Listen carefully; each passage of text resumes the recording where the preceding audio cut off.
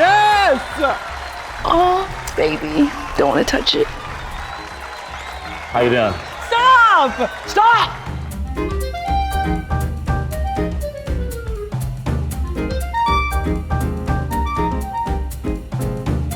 Good evening, and welcome to the new Late Night with me, Sean Evans. With me, Z-Way. With me, Jake Shane. Bowen Yang. Julian Shapiro Barnum. For me, standing here brings me feelings of great pride. Brings me feelings of great uncomfortableness. Desperation. Feelings of great despair. Great inflammation. I can remember staying up late to watch Letterman. Staying up late to watch Conan O'Brien. To watch Kermit the Frog. Staying up late to watch The Amanda Show.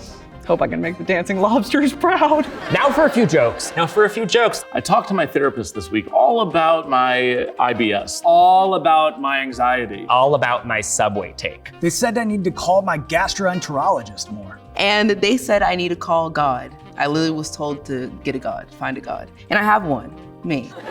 The Philadelphia Eagles have recently announced a no booing policy, and their punishment would be to watch videos of my own. The penalty for booing at a game is now getting stoned, like with rocks. You are forced to eat scrapple, which is a beautiful Pennsylvania delicacy. Boo! We love it. The penalty for booing at a game is now you have to listen to The Life of a Showgirl on repeat. And even they're gonna admit it's not that bad. Many people fear that AI is going to take over their job, but one unexpected profession that experts say cannot be replicated is the tarot readers on my For You page. How they do the mustard and the oil at Jersey Mike's, how they really, that blend is just, no machine could ever recreate that magic. Silly little guys on the internet. Making short form, unscripted vertical video content. In the quest to stay young and relevant, the hottest new trend in the beauty world is to inject your face with salmon sperm. With salmon sperm. With salmon sperm. Salmon sperm. To inject your face with Moby Dick's sperm? Will I be doing this myself? No, because I'm really attractive. Will I be trying that trend out for myself? Of course, we all know I love things that come from the ocean and squirt. Now for a little bit about me. My family says my job is basically professional masochism. My family says my job is basically flirting with celebrities. Basically, a Gen Z court jester. Basically, Jim Carrey with boobs. Some people have mistaken me for Sean Evans.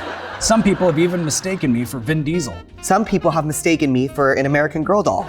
My journey to this position wasn't always glamorous. I was once a truly terrible dresser. Thankfully, things turned around when I got a shot on Vanity Fair and got to work with a stylist. I was once truly a terrible assistant. Thankfully, things have turned around.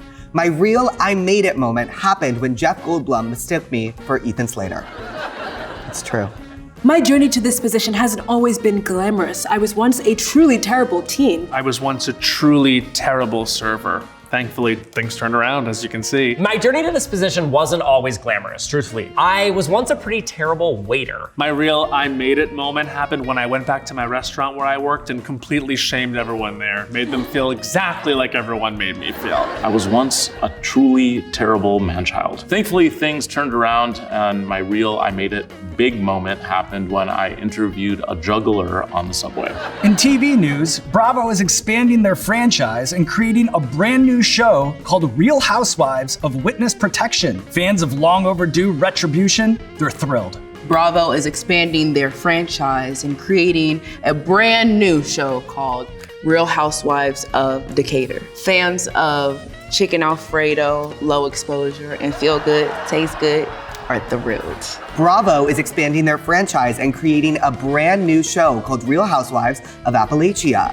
Fans of incest are thrilled. And finally, from the producers of Love is Blind, there's a new reality show that has everyone talking, where single people must slide into my DMs. They just have to, I guess. Where single people must disclose their credit score if it's below 700. There have been occasional hiccups. My most embarrassing moment in my career so far, when I farted on Olivia Dean. It's not a joke. I was at Austin City Limits. We were backstage and I let one rip. I was off the edible. She was behind me. Probably when Jennifer Lawrence called me Phoebe. She thought my name was Phoebe. My most embarrassing moment in my career so far when I took my clothes off and took a little bath in the Washington Square Park fountain for a couple thousand likes. Being in my position does come with perks, like the time my family lost it because I met John Stamos. They love John Stamos. My family lost it because I met their needs. My family lost it because I met Michelle Obama. They're Democrats, but they're mostly fans of shoulders. My family lost it because I met my now ex-husband, Bowen Yang. Before every shoot, I have a serious pre-show ritual that may surprise some viewers. I have a panic attack. Then I call my mum and she is not helpful. And then I call my dad and he doesn't respond. I pop 3 Tums, I crank out 50 push-ups, and then finally, I call my dad to tell him I love him, just in case.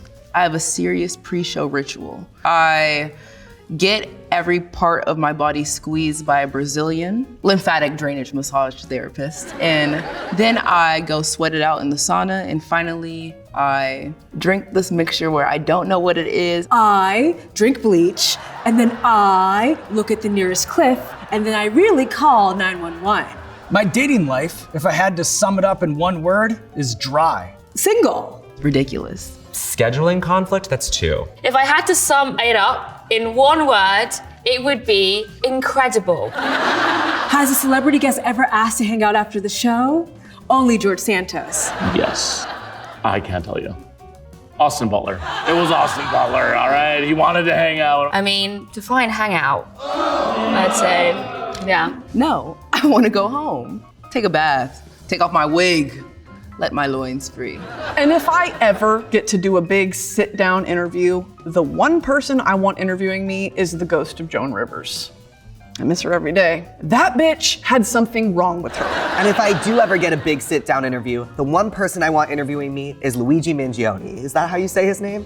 Barbara Walters' ghost. Oprah. Oh no, Oprah, can we get her out of retirement? If we can get Oprah, yeah. The one person I want interviewing me is Amelia Dimoldenberg. That's not because I like her very much, it's because I want chicken. The one person I want interviewing me is Z-Way. The one person I want interviewing me is myself. People often ask me who my worst guest ever has been. Well, that's easy to answer. It was definitely.